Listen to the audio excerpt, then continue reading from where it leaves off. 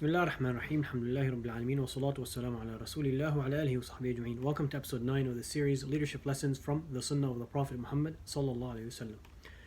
In this episode we will take the statement of Abu Dharr radiallahu anhu when he told the Prophet sallallahu, he said, Ya Rasulullah, ala tasta'miluni, O Messenger of Allah sallallahu alayhi wasallam, why don't you use me? Meaning, why don't you appoint me to a position of authority, a position of leadership?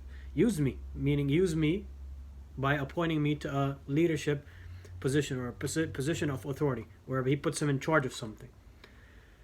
The Prophet ﷺ put his hand on Abu Dharr's shoulder and he said, O Abu Dharr, indeed you are weak. Indeed you are weak. And it, meaning being in a position of authority, and it is a trust. Being in a position of authority is a trust. And on the day of judgment, it will be a source of sorrow and regret, except, and he made an exception, he said, except whoever takes it by its due right. Whoever takes it with due right and fulfills the responsibilities upon him regarding it. So we learned from this several leadership lessons. We first learned that not everyone is fit for every leadership position. You know, don't put people in a position that they are not well equipped for, and then that would be in a way setting them up for failure, setting up other people to be underneath them, underneath their authority, when they're not equipped to actually fulfill that amana, that trust. So we see from this that leadership is a trust, it's an amana that a person has to be fulfilled. A person has to fulfill. It has to be fulfilled. And it only can be taken with due right. With due right. It can only be taken with due right.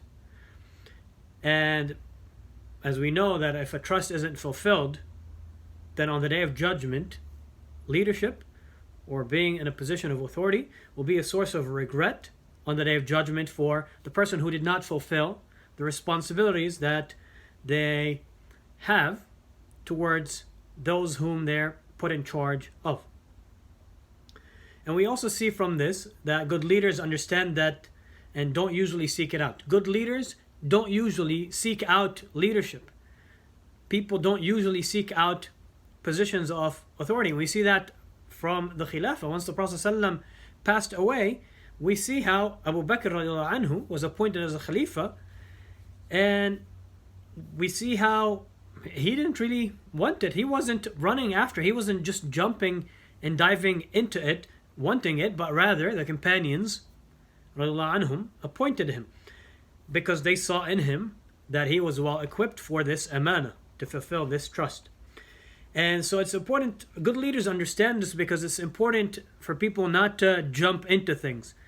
Anytime they have any opportunity to self-promote, to to really push their own agenda, push themselves, try to put themselves in a position of authority or leadership, that's not really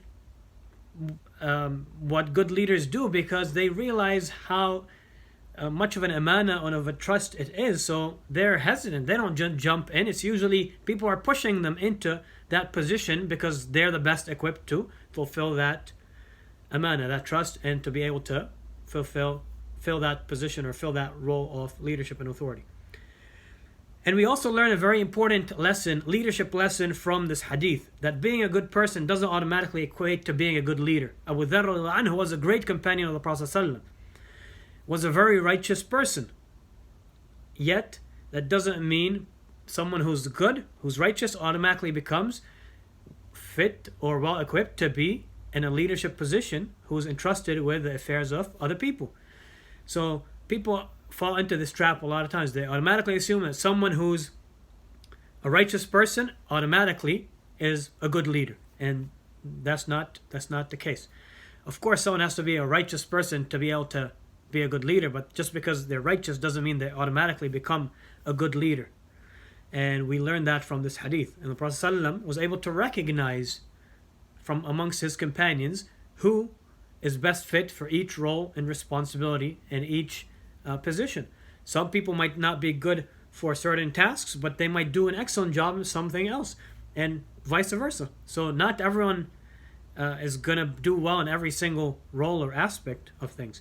So some people are able to take on leadership in positions of authority and fulfill that trust, and some are not. And that doesn't say anything negative or bad about them or who they are as a person or as a believer. They might be a very righteous person, but that doesn't mean they're able to take on that capacity and fulfill that trust. Barakallahu fikum, jazakumullah khaira, wassalamu alaikum wa rahmatullahi wa barakatuh.